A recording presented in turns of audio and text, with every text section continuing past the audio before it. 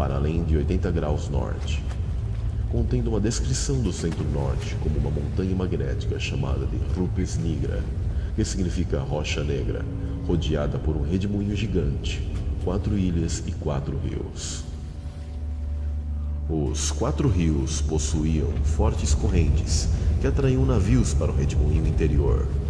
O livro contava que cerca de 4.000 pessoas entraram nos mares interiores e nunca mais voltaram.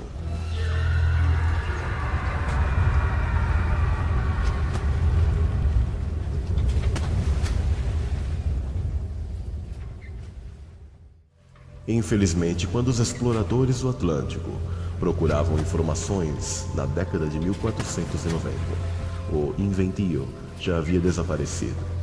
Isso foi intencional para ocultar a verdade e manter a farsa da Terra Globo, justamente no período das grandes navegações.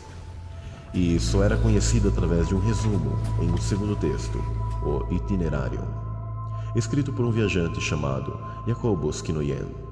O resumo de Kinoyen foi a base para a representação da região do Ártico em muitos mapas. Um dos primeiros mapas a representar a Terra como um globo foi o de Martin Behaim, em 1492.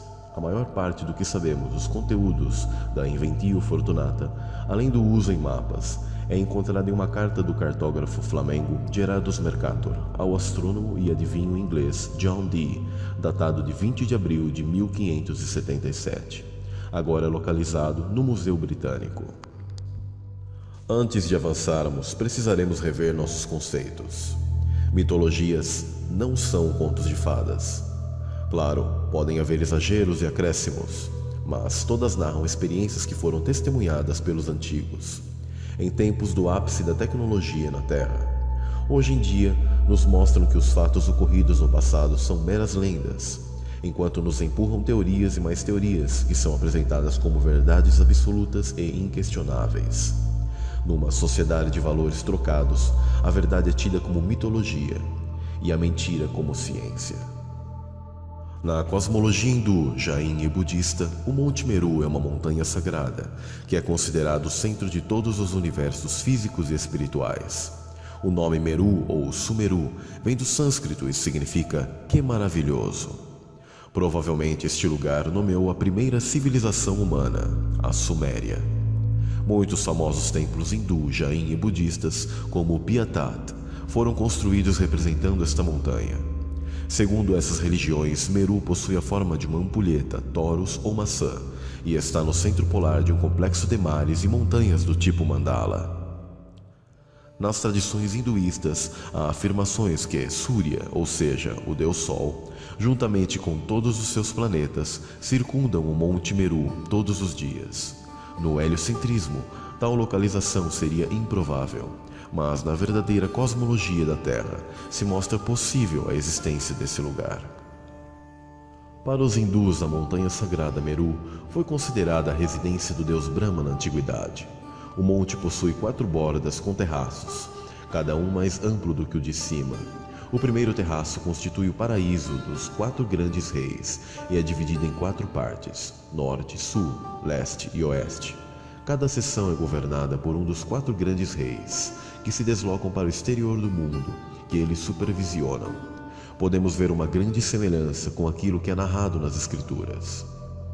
E depois dessas coisas, vi 4 anjos que estavam sobre os 4 cantos da terra, retendo os 4 ventos da terra, para que nenhum vento soprasse sobre a terra, nem sobre o mar, nem contra árvore alguma.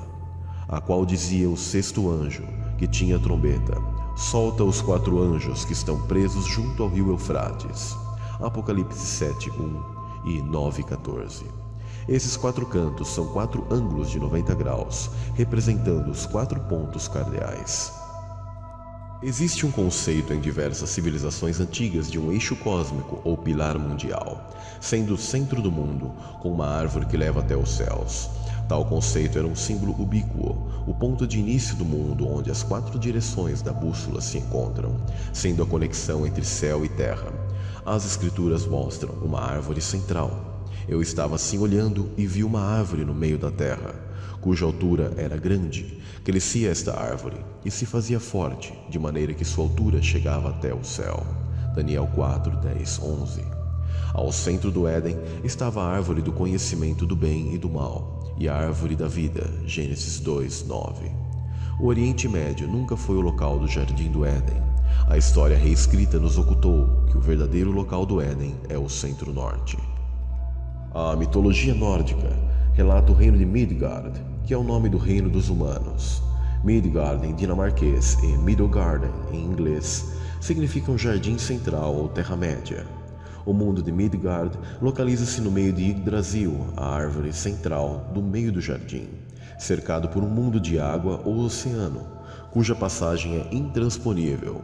O oceano é habitado pela enorme serpente marinha Jormungand, que circula todo o mar, formando um anel que impede a passagem de qualquer ser ao agarrar sua própria cauda. Esse é o símbolo de Ouroboros.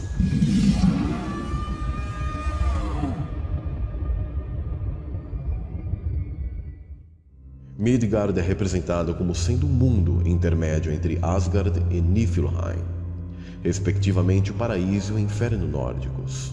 Em Midgard está o Manheim, que é o lar dos homens. Midgard será destruída na Batalha de Ragnarok, a batalha final, que terá lugar na planície de Vigrid. Nessa batalha, Jormungand, a gigantesca serpente que habita o oceano, irá levantar-se e envenenará a terra e o mar. Seria essa visão cosmológica um insight dos nórdicos sobre o que o livro do Apocalipse relata sobre a terra, planície de Megido, dragão vermelho e as bestas que emergem da terra e do mar? Tanto Iventio Fortunata quanto os nórdicos falavam que o rio sagrado Agartha está no centro da terra, sendo suas águas provenientes do céu, fluindo diretamente do trono de Deus, como um tubo feito de cristal, transparente do firmamento, estendendo-se da terra até o céu. Agartha alimenta os 4 rios sagrados da terra, e são narrados na Bíblia como pertencentes ao Jardim do Éden: o Pishon, Gihon, Tigres e Eufrates. Gênesis 2:10. E saía um rio do Éden para regar o jardim, e dali se dividia e se tornava em 4 braços. Ainda segundo os nórdicos, as águas de Agartha reabastecem a cada 12 horas.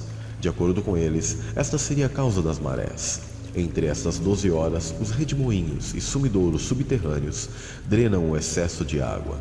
Todos os rios vão para o mar, e contudo o mar não se enche. O lugar para onde os rios vão, para ali tornam a eles correr. Eclesiastes 1:7. As marés não podem ser explicadas cientificamente pela gravidade da Lua, e sabemos que esse fenômeno ocorre 2 vezes por dia e não possui ação sobre lagos e mares fechados como o Mar Cáspio. Magneticamente, o centro-norte da Terra plana é o polo negativo, atraindo a parte norte da agulha de uma bússola. Já na borda ao sul é o polo positivo e atua repelindo a parte norte da bússola. Eletricamente, o centro-norte é um cátodo de carga negativa e a borda ao sul é um ânodo positivo. Os oceanos possuem todos os elementos como sal e ouro para atuarem como ponte salina, que transporta os elétrons do sul para o norte, interagindo com o domo. No sul ou borda, há uma grande concentração de enxofre, nitrogênio e outros óxidos. No norte, há muito zinco, ferro e manganês. Todos esses elementos fazem parte de uma pilha ou bateria. O Sol seria um ânodo positivo e a Lua o cátodo negativo. Logo, se percebe que a Terra produz eletricidade suficiente para compor todo o sistema do nosso universo elétrico. Uma curiosidade. Note que em inglês nomes de alguns locais e países remetem ao local do Éden ao centro-norte. Suécia, por exemplo, é Sweden, que ficou a junção de SW, que é a sigla para Sudoeste, e o final Éden. Groenlândia, por exemplo, é Greenland, que é a junção da palavra verde mais terra, terra verde. Em outras palavras, nome hoje muito estranho para uma região totalmente de clima frio e coberto de gelo a maior parte do ano. Também se percebem palavras como escondido em inglês, do qual soa como um anagrama, hidden, que seria o verbo to hide, mais a palavra Eden, que é Éden em português, do qual remete naquilo que chamamos de programação de linguagem secreta, e teria seu significado mais preciso como o Éden escondido, Hidden.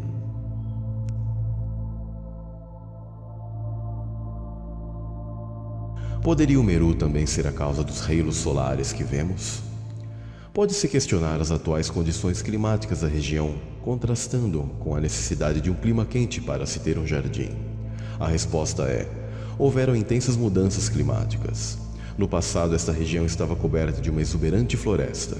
A pseudociência chama esse período de Carbonífero, e claro, usando a escala falaciosa dos milhões de anos. Já é sabido que a presença do carvão fóssil e grafite em latitudes muito ao norte foram formadas de restos de plantas acumuladas em pântanos, que foram soterradas e decompuseram, fazendo surgir as camadas de turfa. O conteúdo atmosférico do oxigênio também atingiu seus níveis mais altos na história geológica, com 35% em comparação aos 21% atuais, permitindo o gigantismo em plantas, vertebrados e invertebrados. Aliado a uma maior pressão atmosférica, que era 2 vezes superior às de hoje, fizeram que houvessem temperaturas mais elevadas, permitindo a existência de densas florestas em latitudes muito ao norte, no que hoje estão as zonas temperadas e frias. Provavelmente, o monte que Jesus esteve com Satanás foi o Monte Meru, no centro-norte. Nesse local, onde caiu o primeiro Adão, poderia ser ideal para fazer tentar cair o segundo Adão. Novamente, o transportou o diabo a um monte muito alto, e mostrou-lhe todos os reinos do mundo e a glória deles. E disse-lhe: tudo isto te darei se prostrado me adorares. Então disse-lhe Jesus: vai-te, Satanás, porque está escrito: ao Senhor teu Deus adorarás, e só a ele servirás.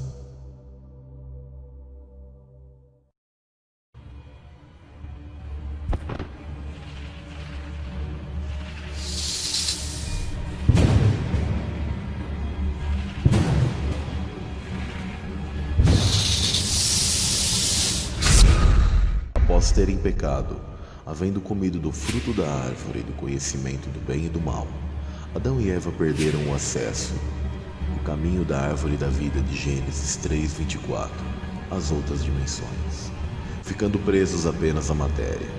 E neste mundo, agora a matéria é a nossa realidade. Ora, ninguém é lançado fora de um ambiente, sem haver separação. Aqui entra a cosmologia da Terra plana. As portas do céu no domo ficaram fechadas, impedindo a saída do homem desse plano físico.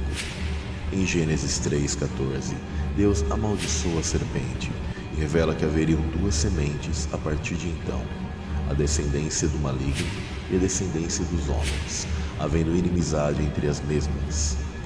Vemos que individualmente Adão e Eva receberam consequências diferenciadas por seus atos. Note que a Terra produziria espécies que não fazem parte da criação original, os tais chamados de cardos e espinhos. Adão teria que defender o seu ambiente de tais pragas. Para a mulher, Deus diz que o seu desejo seria para o marido, e a mesma passaria a sentir o aumento das dores do parto. Perceba que algo provavelmente mudou na sua estrutura física. Mas o que foi realmente esse fruto do conhecimento do bem e do mal? O que realmente era esse ser chamado de serpente? Vamos traçar um paralelo com diversas culturas antigas e sua interação com esses seres serpentes e suas representações.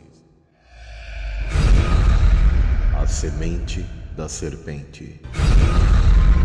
Em Sinar, que é a Suméria, na Mesopotâmia, foram encontradas estátuas de deuses serpentes com 6 dedos, com características de lagarto, segurando um bebê em seus braços.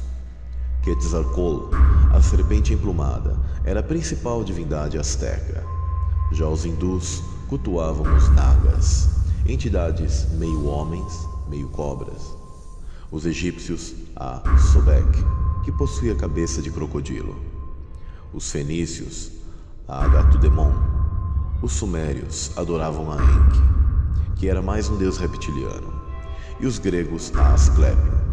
Note que as culturas orientais estão permeadas de seres com características de serpente, com festivais pagãos e histórias de dragões. Na proa dos barcos nórdicos havia a cabeça de um dragão. E claro, a serpente mais famosa é a do Éden. A palavra do hebraico para serpente, utilizada no texto foi Nahash,